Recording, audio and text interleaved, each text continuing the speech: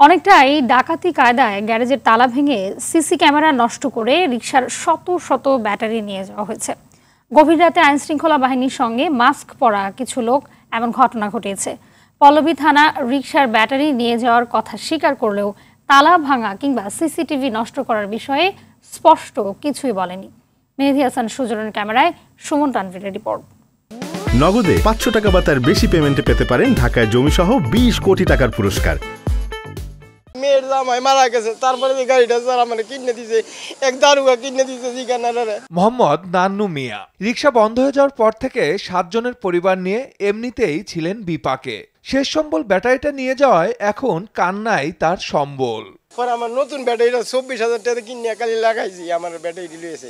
মিরপুরের বাউনিয়াবাদ এলাকার প্রত্যেকটি গ্যারেজই যেন চিহ্ন বহন করছে গত সোমবার রাতের সেই ভয়াবহতার।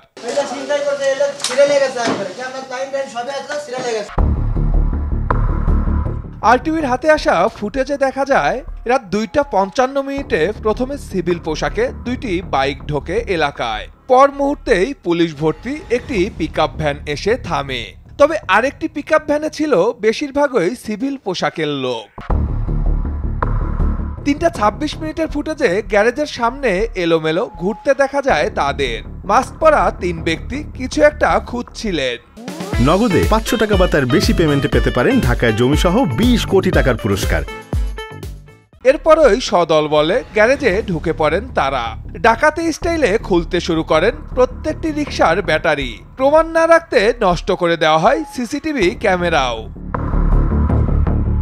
ভুক্তভোগী গ্যারেজ মালিকরা বলছেন রাতের আধারে সোর্সদের সহায়তায় এ তাণ্ডব চালিয়েছে পুলিশ।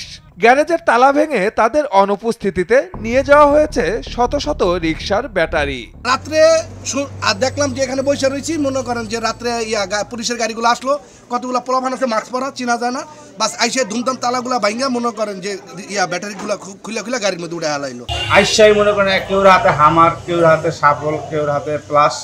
আইসাই মনে করেন আশেপাশে সিসি ক্যামেরা যেটি আছে সিসি ক্যামেরাটি ভাঙছে। তালাটা দেখেন, তালাটা ভাঙা নিয়ে গেছে গ্যারেজে ঢুকে। প্রথম আগে 4টে সিসি ক্যামেরা ছিল, এটা আর ওইখানে 2টা ছিল, এগুলা আগে ভাঙছে। যখন ফজর আজান পড়ে তারা তখন চোরের মতো পলায় ব্যাটারিগুলো নিয়ে গেছে কেন? এসব ব্যাটারি এবং এমন অপারেশনের বৈধতার বিষয়ে জানতে পল্লবী থানায় গিয়েও ঊর্ধ্বতন কারোরই দেখা মেলেনি।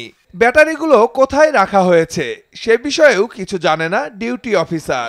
কালকে যে ব্যাটারিগুলো নিয়ে আসছেন আপনারা বিভিন্ন